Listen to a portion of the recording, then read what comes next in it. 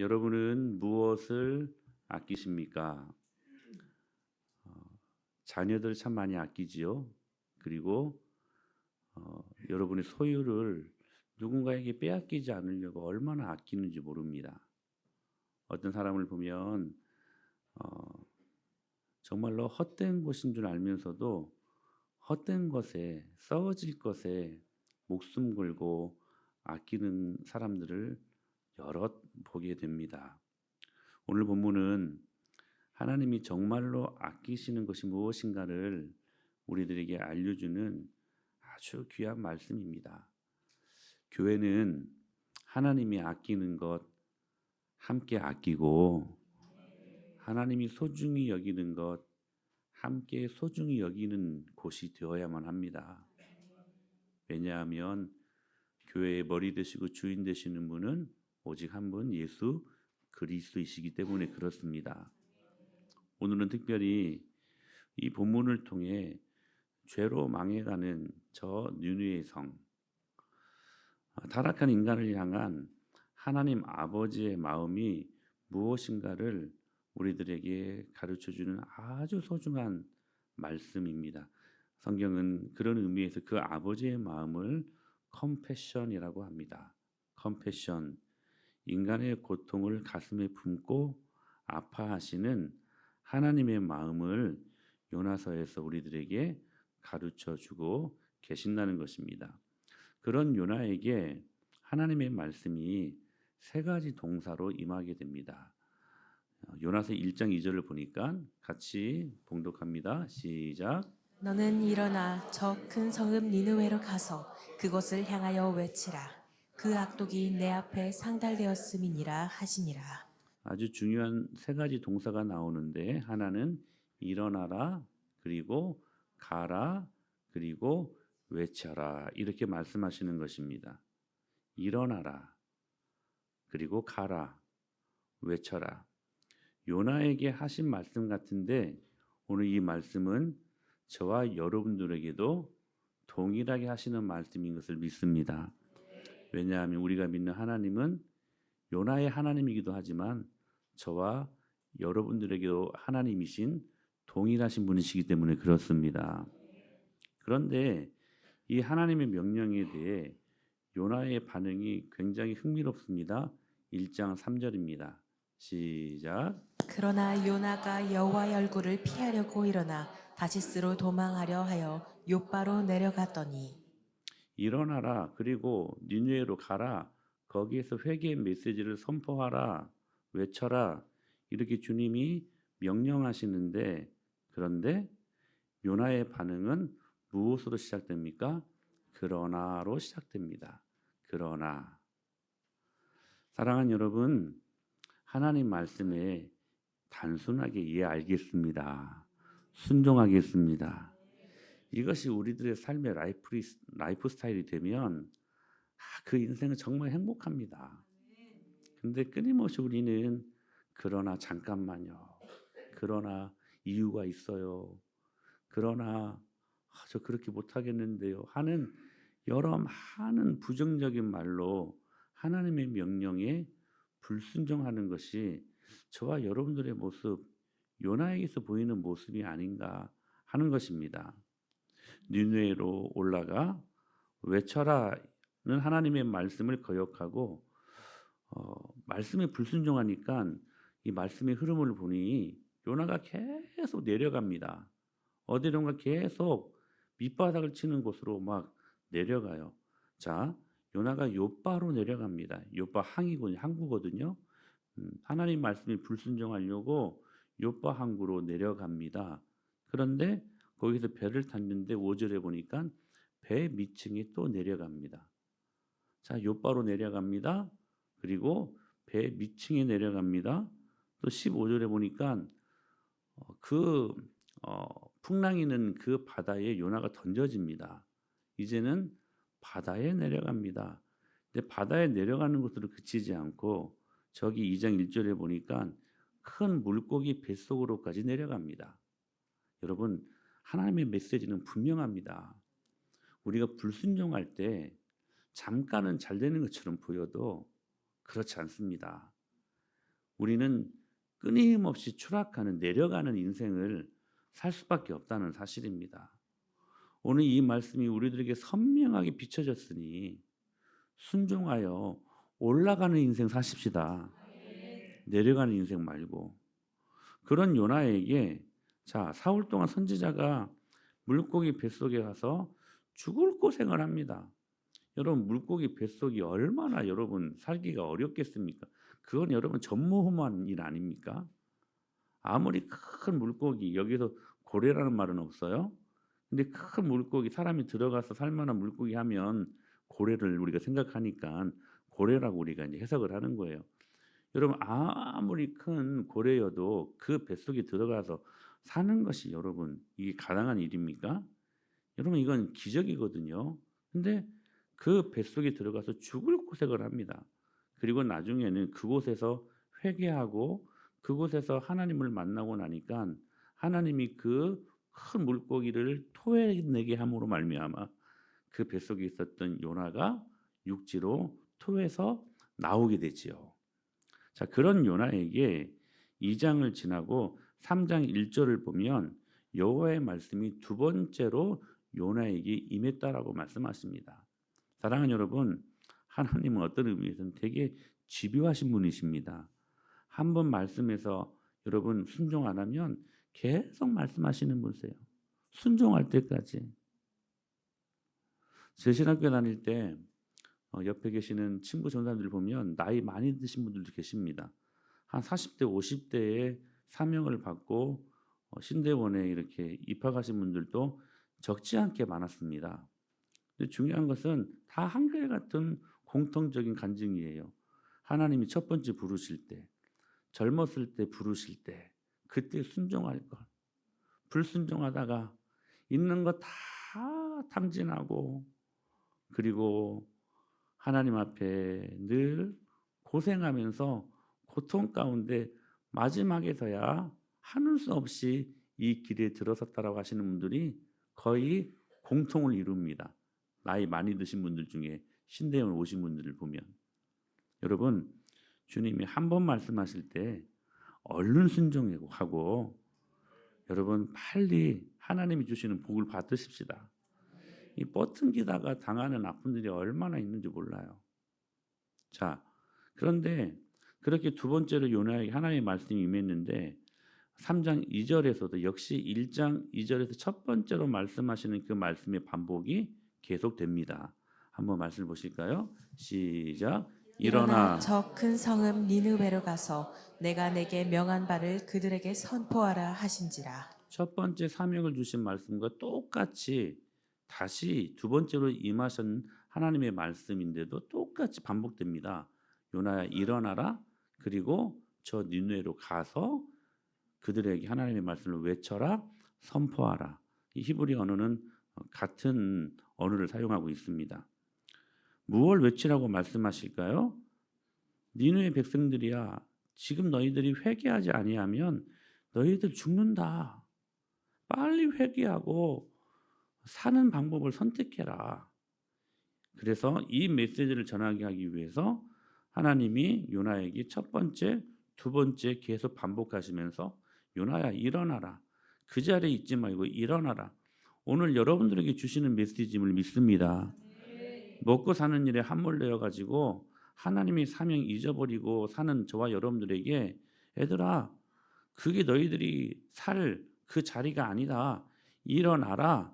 그리고 불신자들에게 가서 할렐루야 회개의 메시지를 선포하라. 오늘도 요나에게 허락하신 요나에게 여러분 주어주신 하나님의 말씀이 똑같이 저와 여러분들에게도 남녀노소를 불문하고 여러분 똑같이 우리들에게 허락하시는 말씀인 것을 믿습니다. 그러면 이 말씀을 순종해야지. 순종해야지. 다시 기회를 주신 하나님의 말씀 앞에 요나가 드디어 순종을 하는데 근데 그 순종이요 굉장히 알량한 순종을 합니다. 그 있잖아요. 순종을 하는데 기분 나쁘게 하는 순종 있잖아요. 막 그런 순종을 해요. 그래도 하여튼 순종합니다. 첫 번째 말씀을 불순종했을 때보다는 많이 이렇게 나아졌죠. 그런데 보세요. 3장 3절 4절을 보니까 요나가 여호와의 말씀대로 일어나서 니느웨로 가긴 가요. 그런데 니느웨는 며칠 동안 걸을 만큼 큰 성읍이었어요? 사흘 동안. 이게 3일 동안 걸어야 그 성을 다 구경할 수 있는 고대 근동 국가 중에서는 정말 큰 성이었다고요. 근데 요나가 그 성읍에 들어가서 며칠 동안만 회개 메시지를 선포합니까? 하루 동안만 회개 메시지를 선포합니다. 며칠 동안 걸어야 다 볼 수 있다고요? 3일 동안. 자, 니느웨가요. 3일 동안 걸을 만큼 큰 성읍이었다고요. 근데 기껏 순종한다고 했는데 어떤 순종이었냐면 사흘 동안 회개 메시지를 전해야 되는 요나 아니었습니까? 그런데도 사흘이 뭐예요? 하루 동안만 그냥 알량한 순종을 하고 있었다는 거예요. 그 기분 나쁜 순종 있잖아요. 기분 나쁜 순종. 자, 하루 동안만 다니면서 얘들아 40일 지나면 니느웨 성은 망한다. 여러분 이걸 얼마나 간절히 선포했겠어요, 요나가. 이런 지금 자세인데 안 그래요? 3일 동안 걸어서 다녀야 그 니느웨 성을 다 볼 수가 있고, 그래서 여러분 3일 동안 다니면서 회개 메시지를 선포해야 되는데 고작 하루 다녔다고요. 근데 그 하루 알량한 순종을 하면서 얼마나 간절한 마음으로 니느웨 백성들이 향하여서 회개 메시지를 선포했겠어요. 안 봐도 비디오지. 응? 그런데 보세요. 그 메시지가요. 하나님이 기름 부으시니까 요나하고는 상관이 없이 알량한 순종을 했음에도 불구하고 형식적인 순종, 형식적인 전도를 했음에도 불구하고 그 니느웨 성 백성들이 회개의 각성 운동이 일어납니다. 근데 재미있는 것은 이 요나가요. 니느웨 성을 고작 알량한 순종으로 하루만 다니면서 회개의 메시지를 선포하고 언덕에 올라가가 동편 언덕에 올라가 가지고 그 니느웨 성이 어떻게 되는가 구경하고 있었습니다. 여러분 어떤 마음으로 구경하고 있었을까요? 저들이 이 말씀을 듣고 과연 회개하며 하나님 앞에 돌아올까 하는 마음이었을까? 아니면 저 니느웨 성이 어떻게 망하는가? 그거 보고 싶어서 동편 언덕에 올라갔을까? 두 번째예요. 두 번째. 그러니까 더 확실해졌지. 하루 동안 이 회개 메시지를 선포했는데 간절한 마음이 진짜 없었다는 거예요. 간절한 마음이 있었으면 저 영혼들이 어떻게 회복되고 저 영혼들이 어떻게 하나님을 회개하며 은혜를 받을까 그거 봐야지. 근데 망할 걸 보고 있었다는 거예요. 어떻게 망하는가? 근데 이게 웬일입니까? 왕으로부터 시작해가지고 백성들이요, 심지어는 짐승들까지 금식을 시키면서요 회개하는데, 자 한번 말씀을 보실까요? 7절 8절 시작. 왕과 그의 대신들이 조서를 내려 니느웨에 선포하여 이르되 사람이나 짐승이나 소떼나 양떼나 아무것도 입에 대지 말지니 곧 먹지도 말 것이요 물도 마시지 말 것이며 사람이든지 짐승이든지 다 굵은 베옷을 입을 것이요 힘써 하나님께 부르짖을 것이며 각기 약한 길과 손과 행한 강포에서 떠날 것이라. 자 보세요. 망할 줄 알고 동편 언덕에 올라가가지고 구경하고 있었는데 웬걸 이 회개의 메시지가 강력했던 거야. 그래서 제가 느끼는 게 그래요. 제가 아무리 설교를 많이 준비하고 아무리 강력하게 말씀을 증거해도 하나님이 기름 부어주시지 않으면 그 설교는 그냥 울리는 꽹과리에 불과하다라는 것을. 그런데 하나님이 기름 부어주시고 하나님이 그 메시지에 여러분 힘을 실어주면 그 어떤 메시지에도 여러분 이 강력한 능력이 일어나게 될 것을 믿습니다. 이 목사가 후자가 될 수 있도록 여러분 기도해 주시기를 축복합니다. 자, 그렇게 짐승들까지 금식하며 기도하니까 회개하니까 여러분 하나님은 좋으신 분이시죠. 회개하면 다 용서해 주십니다. 그래가지고 니느웨에 임할 심판이 보류가 됐어. 그리고 니느웨 전 도시에 영적 대각성 운동이 일어났고 영적인 대부흥이 일어나게 된 거예요. 할렐루야. 이것을 보고 선지자가 기뻐해야 돼? 기분 나빠야 돼? 기분 나빠 막? 회개하는데 막? 저기 여러분 일본 사람들이 회개하고 주님 앞에 돌아올 때 여러분 우리 기뻐해야 돼? 싫어해야 돼? 기뻐해야지. 그때는 여러분 일본 놈이라고 말도 하면 안 돼. 일본 사람들이라고 이야기해야 돼.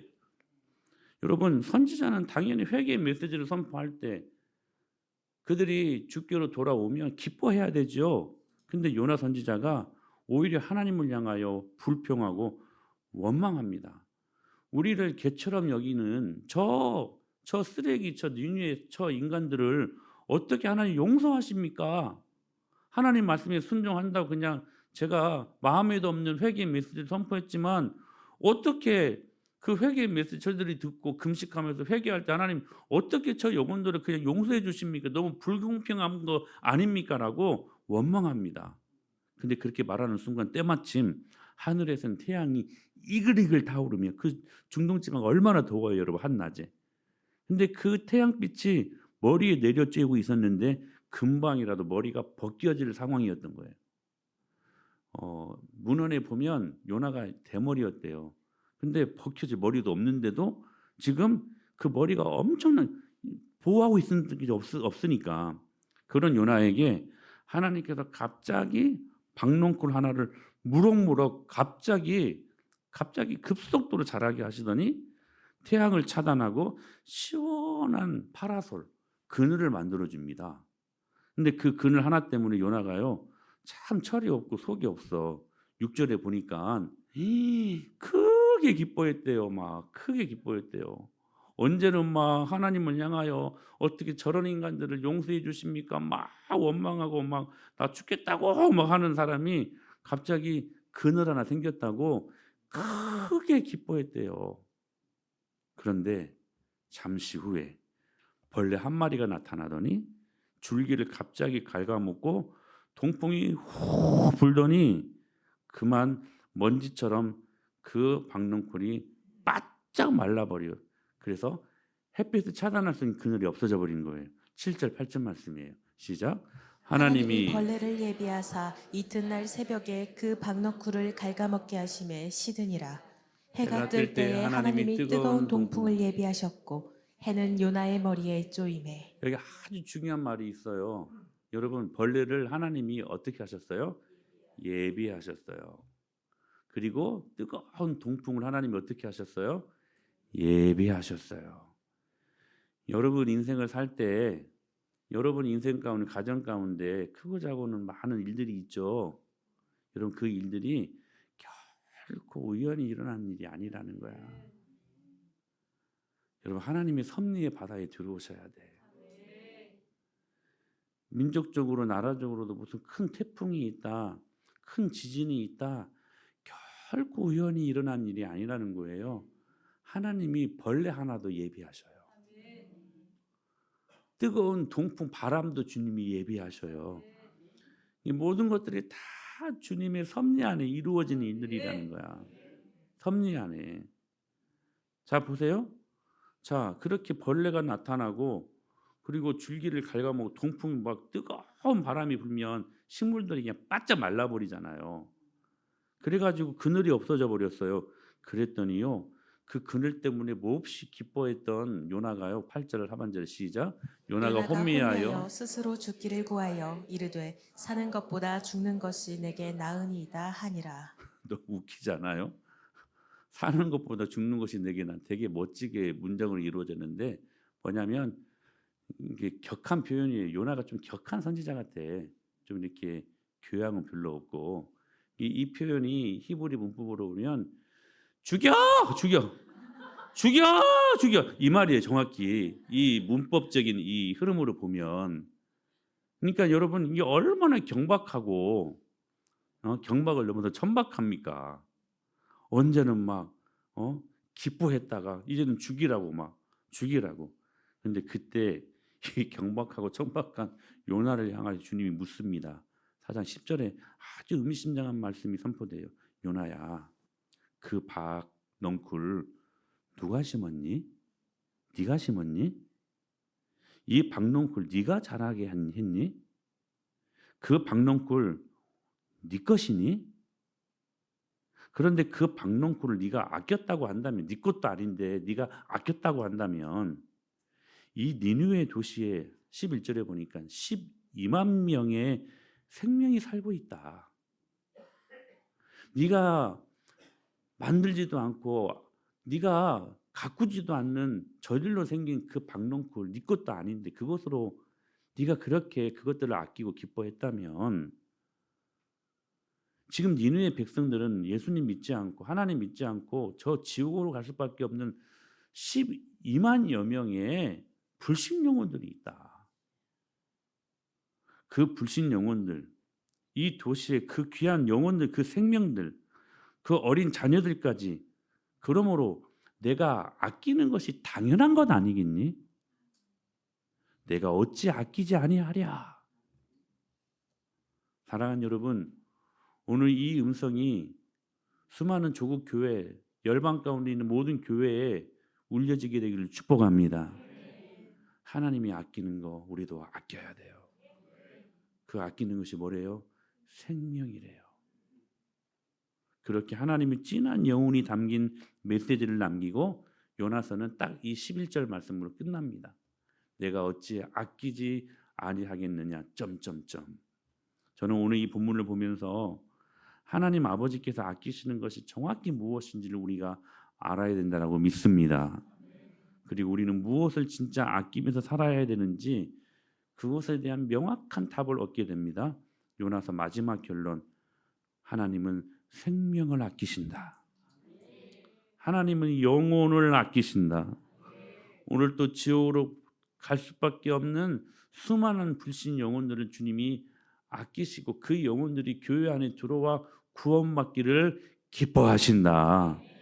여러분, 신약 교회가 품어야 될 여러분 유일한 사명입니다. 과연 여러분들은 무엇을 아끼며 살고 계십니까? 여러분 질문할 수 있어야 되고 점검하실 수 있어야 돼요. 하나님이 이 박넝쿨을 아끼던 요나에게 다음같이 다시 말씀하십니다. 다시 한번 읽어볼까요? 시작. 하룻밤에 났다가 하룻밤에 말라버린 이 박넝쿨을 아꼈거든.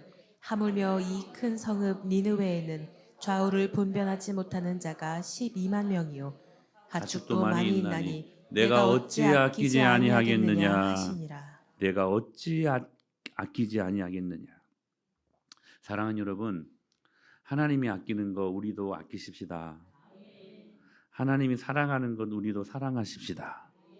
하나님이 소중히 여기는 거 우리도 소중히 여기십시다. 이방 우상을 섬기는 니느웨까지 아끼고 사랑하신 그 하나님께서 여러분 하물며 당신의 자녀들을 버리시겠습니까?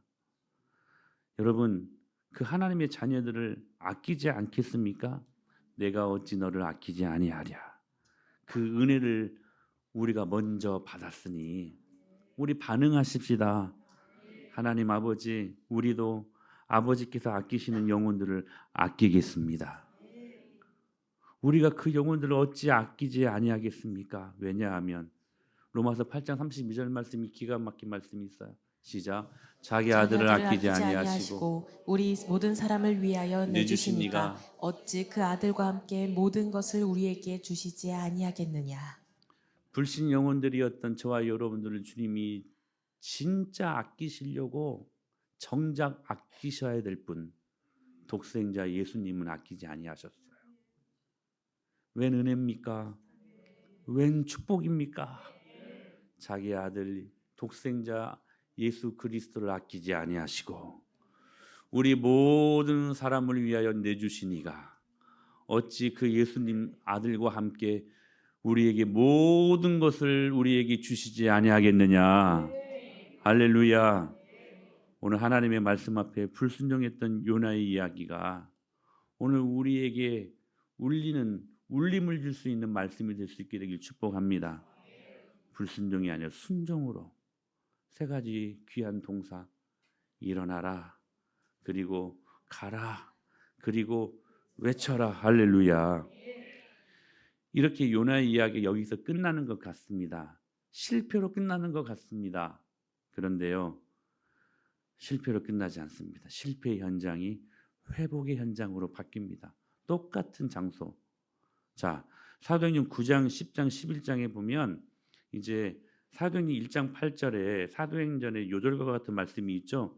너희가 성령이 너희에게 임하시면 너희가 권능을 받고 예루살렘과 온 유대와 사마리아와 땅 끝까지 이르러 내 증인이 되리라 하시니라. 할렐루야. 자, 말씀이 어떻게 여러분 계속 이렇게 확대돼요? 예루살렘과 온 유대라고요.